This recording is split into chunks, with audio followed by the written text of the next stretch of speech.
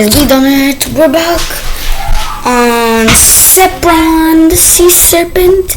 I know it's been a long time since I've uploaded because I had soccer practice. So now I'm back here. Chapter 2.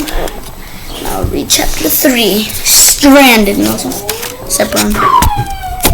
Cursed. Looks cursed, doesn't it?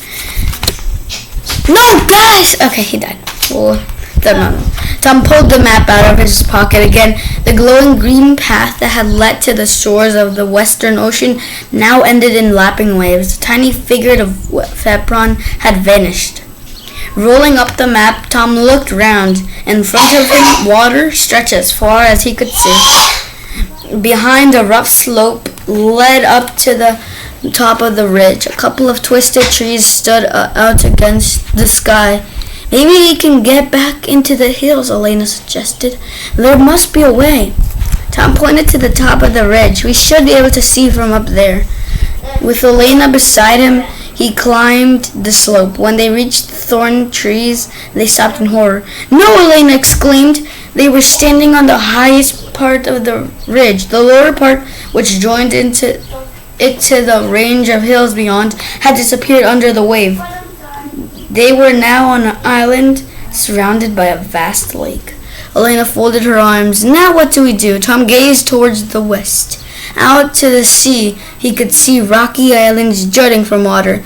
That must be where he had seen Sepron on the map. But without a boat, they had no way of getting there. What's that? Elena pointed to a clump of trees on the opposite side of the ridge. Behind the trees, Tom could make out the gray walls of buildings, and he caught a glimpse of movement.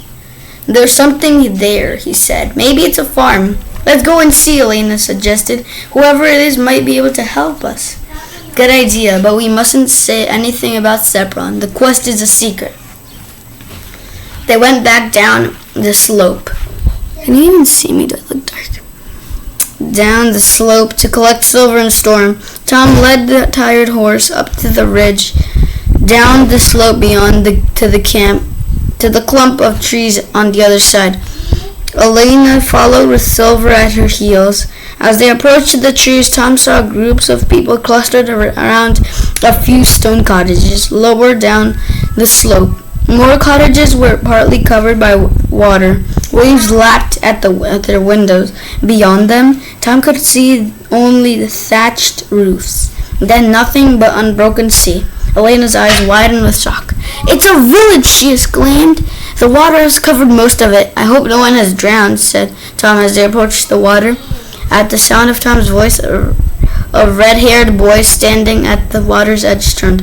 No, everyone's safe. Thank goodness, he said. We're all lucky to be alive, Elena said. Then added, I'm Elena, and this is Tom. My name's Callum, said the boy. Look at this, he pointed at the flooded cottages. What are we going to do now? We'll stay and help, Elena said. Callum shook his head. Thanks, but what good can anyone do? We can't live here anymore. We have to move away. It's all of the sea serpents.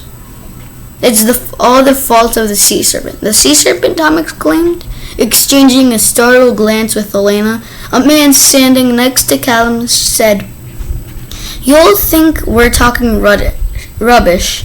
I thought that myself once, but now I've seen the creature. It's out there. Legend says the serpent protects adventurous fishermen and keeps the sea full of fish, but now it is doing the opposite. Tom's stomach churned with excitement. They were in the right place. With a bit of luck, they would soon be able to face Sepron and free him. That's John. Hopefully you guys can see it. I don't know. It looks pretty dark to me. Do I look lighter? Why do I look lighter? Okay. There it is. There's a ding. There's a ding. Okay, that's. Why do I look lighter, you know? Okay, right there. Callum gestured to the man. My father and I were out at sea when we saw it, he explained. It smashed the boat to pieces. I thought we were drowned for sure. What did you do? Elena asked. We hung on to the scraps of the wreckage and swam ashore. Callum replied. "Every minute I thought the sea serpent would swallow me." And that wasn't the first bit of trouble either, his father added. "For weeks before that, we caught next to no fish, and now we have no boats. A fine lot of fishermen. We are without boats." "There's one over there," Tom pointed to a small boat lying not far from the edge of the water. "It's the only one left," said Callum despairingly, "and it's got a hole in it." "I'll help you mend it if you like," Elena offered. "My uncle's a fisherman too, and he taught me how to do repairs." Callum's father shook his head doubtfully, but a spark of hope appeared in the boy's eyes. "Let us mend it, Father," Callum said. "At least it's something to do. We shouldn't give up hope yet." The man nodded slowly. "All right." Then he walked to the water's edge and stood gazing at the sea, as if waiting for the serpent to return. Tom wished he could reassure the fishermen as soon as the boat was mended. He and Elena could row out and find Sepron, but he couldn't tell anyone about his quest, or about the beast being under an evil spell. "We need wood for fire," Elena said, "and a rope and tar to mend the hole." Callum glanced round. "There's wood and rope scattered all over, and I'll find you some tar." He ran into one of the cottages and vanished inside. While Elena started to collect scattered pieces of driftwood, Tom unsaddled Storm and led him to the trees where there was grass for him to eat. He noticed a long branch lying under the trees and dragged it back with him.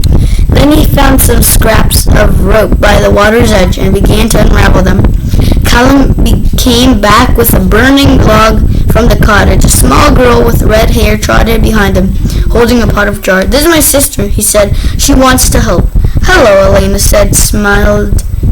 smiled at the little girl and started the fire with the log Callum had brought. Callum and his sister brought armfuls of bigger branches and laid them on the fire. They crackled in the flames, smoke billowed in the air. When Tom had finished unraveling the rope, he and Callum turned the boat over so that they could reach the jagged hole in the side. Tom noticed that the oars were lashed together under the seat. They were lucky. A boat without sail or oars wouldn't be much use. Tom packed the strands of rope into the hole while Elena put the pot on the fire and found a stick to stir the tar. When it was bubbling, she grabbed the pot handle in a fold of her shirt and carried the pot over the boat. Quickly, she used a scrap of driftwood to plaster the hot tar over the rope strands inside and out. Everyone gathered round to watch, and Silver whined in approval. Suddenly, Tom heard the fire roaring louder and felt a fierce heat on his back. Silver let her howl. Tom turned to see Callum's sister pulling more wood onto the fire. The green branches were spitting and crackling as the flames took hold. "No, stop!" Tom shouted. The little girl stumbled away from the fire, but it was too late. Flames billowed and the branches hurled out bubbles of hot resin. A spark fell on the pile of branches next to the fire, and more sparks shot into the air. One landed just beside the boat. Callum stamped hard on it to put it hard out. But it was no use. The fire was out of control and creeping across the ground towards them. I hope you guys enjoyed. That was the end of chapter 3. And I will now go to get Sepron. Sepron, you okay, buddy? Okay, see you next time.